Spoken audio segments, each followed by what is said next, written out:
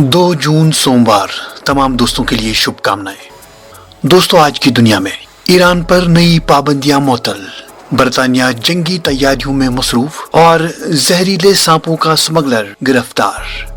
दोस्तों, ये सब अपडेट्स आज की वीडियो में शामिल है, लेकिन उससे पहले अगर आपने अभी तक इस चैनल को सब्सक्राइब नहीं किया तो फौरन करें।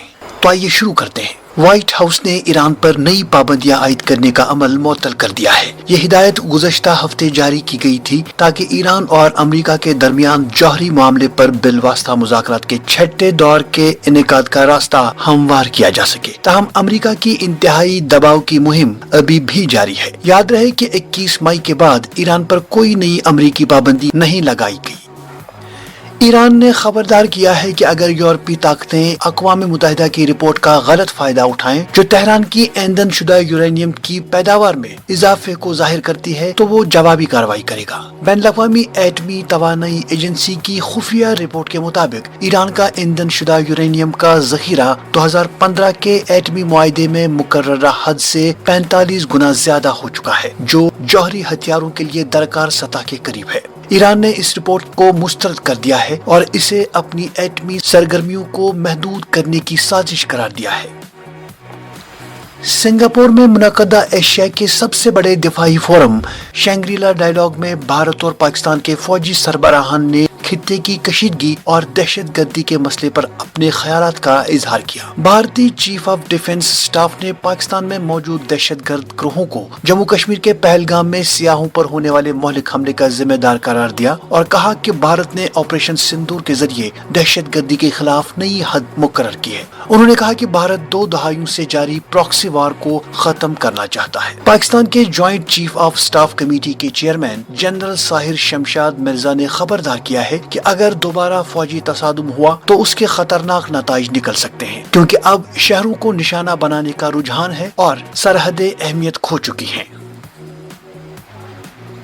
इसराइली चीफ ऑफ स्टाफ ने गजा की पट्टी में जमीनी हमलों के दायरा कार को बढ़ाने का हुक्म दिया है। इसके बाद इसराइली फौज ने गजा के मुख्तलिफ इलाकों पर फजाई हमले तेज कर दिए हैं, जिनमें शहरी इलाकों को भी निशाना बनाया गया।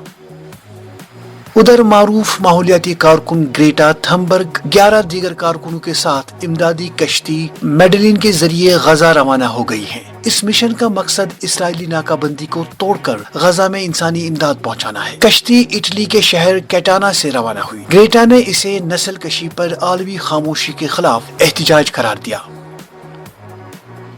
शुमाली गजा के जबालिया में शहरियों ने हमास से जंग खत्म करने की अपील की है। उनका कहना है कि वो बेघर और भूखे हैं, बच्चों को खाने को कुछ नहीं मिल रहा है। यह अपील ऐसे वक्त में सामने आई है जब जंग बंदी से मुतालिक मुज़ाकरात तातुल का शिकार हैं और इसराइल ने मार्च के बाद दोबारा हमले शुरू कर दिए हैं। हमास ने अमरीकी एलजी की पेशकश को मुज़ाकरात की बुनियाद मानने पर आमादगी जाहिर की है। यूक्रेन और रूस के वफूद आज इस्तांबुल में अमन मुज़ाकरात के दूसरे दौर के लिए जमा हुए, लेकिन 3 साला जंग के खात्मे के लिए किसी बड़ी पेशरफ्त की उम्मीद कम है। इधर 1 जून को यूक्रेन ने रूस के अंदर गहराई में हमले करते हुए 40 से ज़ायद तैयारे तबाह कर दिए, जबकि रूस ने यूक्रेन पर बड़े पैमाने पर ड्रोन और मिसाइल हमले किए। फरीकैन के दरमियान जंग बंदी की शराइत पर शदीद इख्तलाफात बदस्तूर बरकरार हैं। ऑस्ट्रेलिया के नायब वजीर आजम और वजीर दिफा रिचर्ड मॉर्लिस इस हफ्ते भारत का दौरा करेंगे। वो वजीर आजम अल्बानीज की दूसरी मुद्दत हुकूमत में भारत का दौरा करने वाले पहले आला ऑस्ट्रेलियावी रहनुमा होंगे। ये दौरा भारत ऑस्ट्रेलिया जामे स्ट्रेटेजिक शराकतदारी के 5 साल मुकम्मल होने के मौके पर हो रहा है और इसका मकसद सिक्योरिटी ताउन को फरोग देना है। जनूब मगरबी चीन के पहाड़ी इलाके युन्नान में शदीद बारिशों और सैलाब से 27 घर और 16 पुल तबाह या शदीद मुतासिर हो गए। न्यू चियांग और डीचिंग इलाकों में लैंड स्लाइडिंग और सड़कें बंद होने से इमदादी काम मुतासिर हुआ। 300 सयाहों को महफूज मकामात पर मुंतकिल किया गया है। ताहाल किसी जानी नुकसान की इत्तला नहीं मिली, ताहम मजीद बारिशों की पेशगोई की गई है। چین نے امریکہ کی جانب سے اس پر ٹیرف معاہدے کی خلاف ورزی کے الزامات کو سختی سے مسترد کر دیا ہے۔ امریکہ نے گزشتہ ماہ جنیوا میں اعلیٰ سطحی مذاکرات کے بعد دونوں ممالک کے درمیان عارضی طور پر 90 دن کے لیے ٹیرف کم کرنے کا معاہدہ کیا تھا۔ تاہم امریکی وزیر تجارت نے کہا کہ چین اس معاہدے پر عمل درآمد میں تاخیر کر رہا ہے۔ چین نے اسے بے بنیاد الزامات قرار دیا اور کہا کہ یہ حقائق کے منافی ہیں۔ کولوراڈو کے شہر بولڈر میں ایک مرد نے خود ساختہ فلیم تھروور سے ایک گروپ پر حملہ کیا جو غزہ میں اسرائیلی یرغمالیوں کی حمایت میں جمع تھا۔ اس حملے میں 8 افراد زخمی ہوئے۔ ملزم محمد صبری سلیمان کو گرفتار کر لیا گیا ہے اور FBI اسے دہشت گردی کے جرم میں تحقیقات کر رہی ہے۔ یہ واقعہ اسرائیل اور حماس کے درمیان جاری جنگ کے دوران پیش آیا، جس کی وجہ سے امریکہ میں یہودی مخالف تشدد میں اضافہ ہوا ہے۔